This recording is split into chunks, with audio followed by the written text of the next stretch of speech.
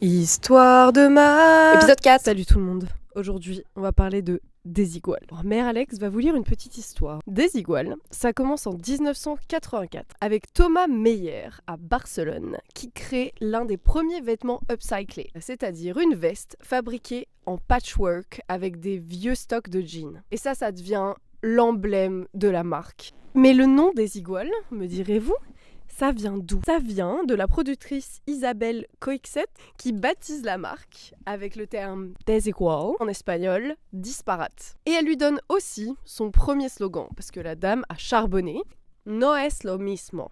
C'est pas la même. Et le nouveau slogan, c'est La vida es chula. La vie est fun. Leur premier logo d'ailleurs, il est dessiné par Perrette et il représente un homme et une femme nus. Donc dans le côté déjanté, dans les années 80, c'est pas mal. Le premier magasin de Desigual, il n'était pas à Barcelone, non.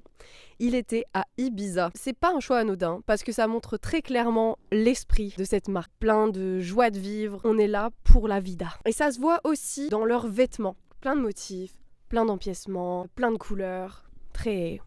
waouh!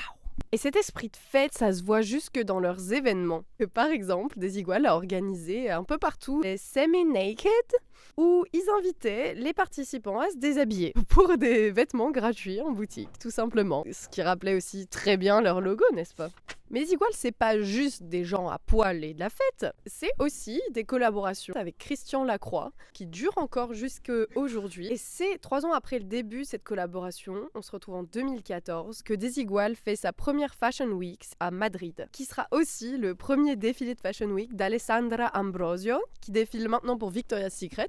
Et en belle tête d'affiche, il y a eu aussi Winnie Harlow. Elle incarne parfaitement l'esprit de Desigual, qui a été, qu'on l'aime ou non, emblématique pendant les années 2000. Et d'ailleurs, des pièces emblématiques de cette époque, chez Mère Grand, on en a plein. Des robes avec notamment cette coupe portée par Alessandra Ambrosio pendant la première Fashion Week. Des manteaux, des chaussures, des chemises, des débardeurs. On a tout. Tout. Et d'ailleurs, Desigual a su saisir l'opportunité du retour à la tendance des années 2000 en se remettant totalement au goût du jour en 2019.